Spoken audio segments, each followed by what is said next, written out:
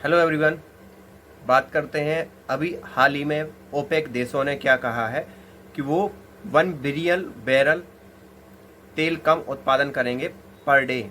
इसका मतलब आप समझ रहे हो कि वो जब तेल का उत्पादन कम करेंगे और तेल की डिमांड बढ़ेगी तो उससे क्या होगा, तेल की प्राइसेस बढ़ेंगी। जब तेल की प्राइसेस बढ़ेंगी तो जो विकासशील देश होते हैं जैसे भारत हो गया, चीन हो गया, G7 कंट्री जो आती हैं वो विकसित देशों का ग्रुप है, G7 ग्रुप। लेकिन जो विकासशील देश हैं उनके लिए ये बहुत बड़ी बात हो जाती है। और कोविड-19 के कारण आपने देखा कैसे महंगाई बढ़ गई थी, खाने पीने की चीज़ों के दाम बढ़ गए। उसके बाद हुआ तो रसिया और यूक्रेन का युद्ध आ गया, जिसके कारण क्या हुआ, फूड की प्राइस बढ़ी तो बढ़ी, साथ ही साथ जो ईंधन की प्राइस है वो भी बढ़ गई। ईंधन की प्राइस क्यों बढ़ गई? क्योंकि फिर जैसे ही रसिया और यूक्रेन का युद्ध हुआ तो नो डाउट पूरे के पूरे जो शेयर मार्केट है वो क्रैश हो गए। अमेरिका ने और सैंक्शन लगा दिए रसिया के ऊपर। तो रसिया जिन जिन लोगों को पेट्रोलियम गैस और नेचुरल गैस देता था तो उसके कारण, उस प्रतिबंध लगने के कारण वो देना उसने क्या कर दिया, बंद कर दिया, या लोगों ने लेना बंद कर दिया। तो उसके कारण जो ईंधन के प्राइस बढ़े तो आपने हाल ही में देखा होगा कि महंगाई एकदम बढ़ गई, चरम सीमा पर पहुंच गई।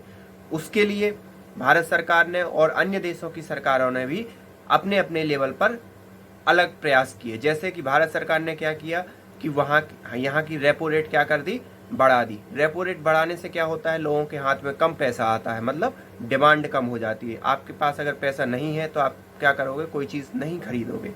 तो फिर कंपनियां क्या करती हैं कि लोग ज़्यादा से ज़्यादा खरीदें तो कंपनियां ज़्यादा से ज़्यादा डिस्काउंट देती हैं। इसका मतलब महंगाई कुछ हद तक काबू में आ जाती है।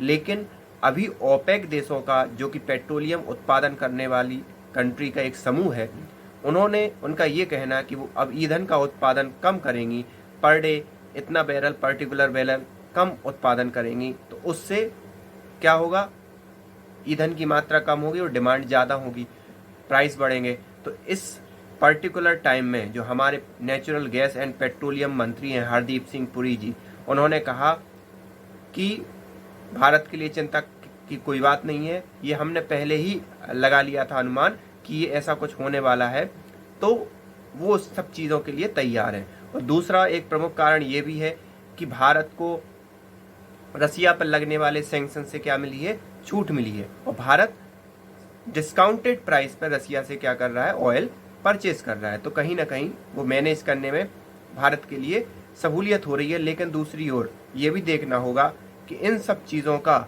भले ही कम प्रभाव पड़े, कितनी मात्रा में प्रभाव पड़ता है ये देखना होगा, लेकिन प्रभाव जरूर पड़ेगा। आप इस बारे में क्या सोचते हैं, आप मुझे कमेंट करके बता सकते हैं।